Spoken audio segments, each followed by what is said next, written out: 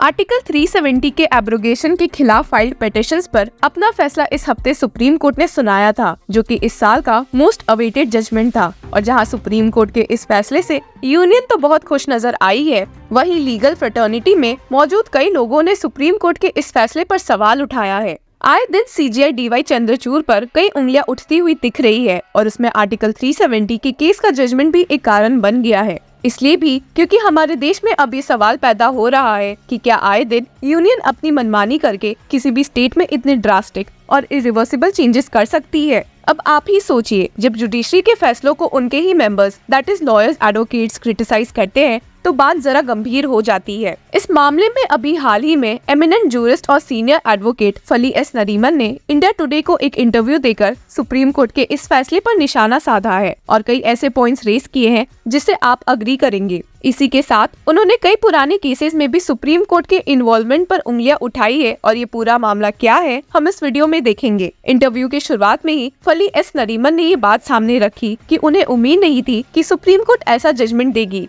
और वे supreme court के 5 जजेस बेंच के इस फैसले से काफी डिसअपॉइंटेड दिखे हैं। He stated, "The verdict is, in my view, an incorrect appreciation of the Constitution, which I didn't expect the court to do." अब बात ऐसी है कि कहीं ना कहीं लोगों को उम्मीद थी कि इस मामले में ये जजमेंट यूनियन के फेवर में जाएगा, पर जो लोगों को उम्मीद नहीं थी वो ये कि सुप्रीम कोर्ट हर पॉइंट पर यूनियन के फेवर में जजमेंट सुनाएगी। हालांकि फली एस नरीमन ने इन्हीं एलिगेशंस को खारिज किया है। उन्होंने कहा है कि बात ये नहीं है कि सुप्रीम कोर्ट एग्जीक्यूटिव को कन्फ्रंट नहीं करना चाहती है पॉलिटिकल इश्यूज के मामले में, पर उनके हिसाब से सुप्रीम कोर्ट ने इस केस में गलत अप्रोच लिया है। नरीमन ने कहा कि उन्हें लगा था कि शायद सुप्रीम कोर्ट पिटिशनर्स और यूनियन को समझाएंगे कि आर्टिकल 370 को रिमूव करने का एक प्रॉपर तरीका होता है, और ये बात तो दूर की है कि आर्टिकल 370 को हटाना चाहिए था या नहीं, पर उसे एक प्रॉपर प्रोसीजर फॉलो करके रिमूव करना चाहिए था।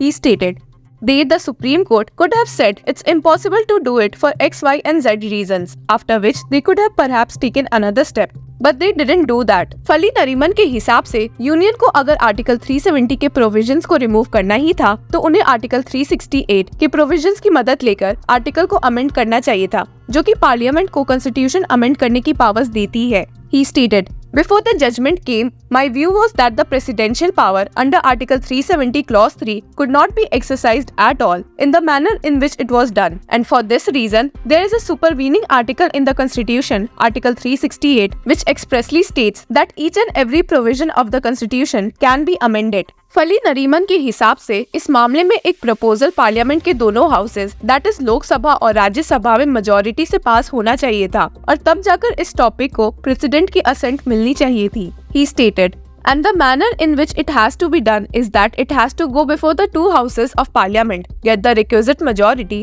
and thereafter get the presidential assent. There is no other manner." ये तो बात हो गई सही तरीके से आर्टिकल 370 को रिमूव करने की, और अब बात करते हैं कि जम्मू और कश्मीर को स्टेट में से 2 यूनियन टेरिटरीज में डिवाइड करने के सुप्रीम कोर्ट के फैसले पर नरीमन के क्या व्यू पॉइंट्स हैं। उन्होंने कहा कि जिस तरह से सुप्रीम कोर्ट के 5 जजेस बेंच ने एक 1960 जजमेंट पर रिलाई करते हुए इस बात से अग्री किया है, वो काफी शॉकिंग है। He stated, namely that you have to at least approach the state legislature. The court in 1960 said having approached it is enough. You don't have to take its consent. I think that is a very serious violation of a federal principle.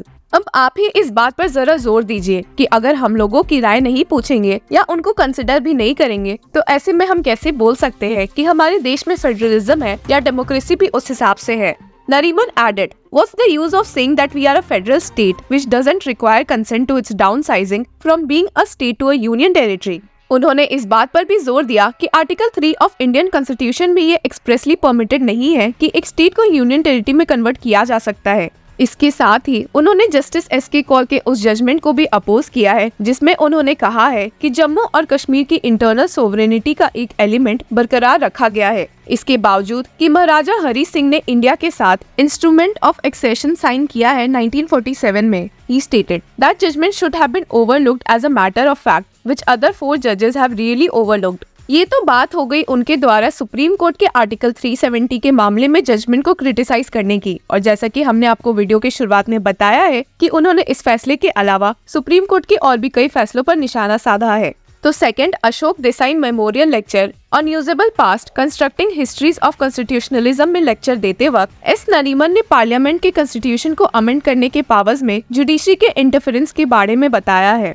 Judiciary के इस interference को उन्होंने lawyers और जजेस के लिए concerning बताया था और कहा था कि इंडियन कॉन्स्टिट्यूशन के अडॉप्ट होने के 20 सालों तक सुप्रीम कोर्ट जजेस के सामने ये डिलेमा था कि whether they were empowered to invalidate a constitutional amendment for violating Part 3 of the Constitution. The Indian Constitution was silent on this issue. यहाँ आपको बता दे कि वे landmark judgment Kesavananda Bharati versus state of Kerala 1973 की बात कर रहे हैं। He stated, the majority view in Kesav Nanda Bharti was criticized as an unwarranted assertion of naked political powers in the guise of judicial interpretation. अपने opinion को थोड़ा समझाते हुए नरीमन ने इस बात की तरफ इशारा किया कि इस जजमेंट ने जिसने बेसिक स्ट्रक्चर डॉक्ट्रिन दिया है उस वजह से इंडियन कॉन्स्टिट्यूशन के तहत पावर बैलेंस में दिक्कतें पैदा हो गई है। He stated, by propounding the basic structure, guardians of the constitution, it was said, had become the guardians over the constitution. Nariman ने ये पॉइंट आउट किया कि केशव नंदा भारती जजमेंट के खिलाफ जो क्रिटिसिज्म्स पेश हुए थे वे बहुत ही वैलिड थे क्योंकि जुडिशरी ने गवर्नेंस करके इंटरफेयर करने की कोशिश की थी।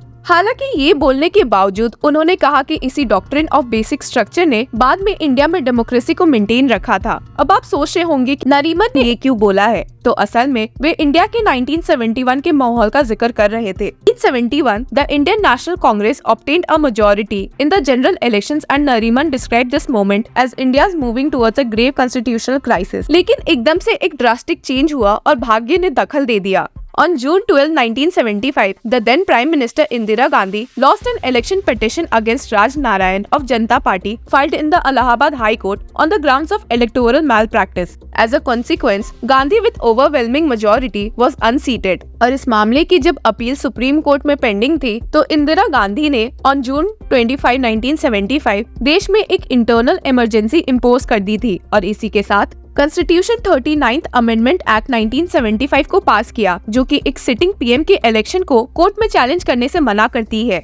नरीमन ने इस पॉइंट पर समझाया कि इंदिरा गांधी ने article 368 of the Indian constitution का गलत फायदा उठाकर अमेंडमेंट किया था और बस इसलिए कि इलाहाबाद हाई कोर्ट के फैसले को रिवर्स कर दिया जाए। He said, Fortunately for the nation, the court resisted this crude attempt, relying for the first time after Kesav Nanda on basic structure theory of the constitution. Nariman ने इधर पॉइंट आउट किया कि इस डिसीजन ने और ना कि केशव नंदा भारती के मेजॉरिटी जजमेंट ने doctrine of basic structure theory को और एस्टैब्लिश किया। सुप्रीम कोर्ट ने इस 39th अमेंडमेंट को फ्री और फेयर इलेक्शन के खिलाफ माना था और कहा था कि ये कॉन्स्टिट्यूशन के अमेंडिंग पावर्स के बाहर का मुद्दा है। The court said, legislatively, validating an invalid election without changing the law that makes the elections invalid would toll the death knell of a democratic constitution and making an election immune from challenge and prevent questioning of an election before any forum was subversive of the principle of free and fair elections in a democracy. Nariman ने यहाँ add करते हुए कहा, This decision constitutes the high water mark in the assertion of the court's judicial power in the teeth of what was a very determined majority regime। और इसी के साथ ये स्पीच समाप्त हुई। आर्टिकल 368 ऑफ इंडियन कॉन्स्टिट्यूशन एक बहुत ही powerful article है और अगर सही से इस्तेमाल नहीं हुआ तो इसको यूज करके बहुत ही गलत लॉज या अमेंडमेंट पेश किए जा सकते हैं जो सोसाइटी पर बहुत गलत असर डालती है। बात बस ऐसी है कि इंडियन जुडिशरी बहुत ही फिकल थिंग है और जो लॉ सही लग सकते हैं कल को वो 5 सालों बाद गलत भी लग सकते हैं। तो ध्यान बस इतना रखना है कि चेंजिंग टाइम्स के साथ हम सब भी चेंज और ग्रो करते रहे। तो keep yourself updated with legal news, keep following law chakra.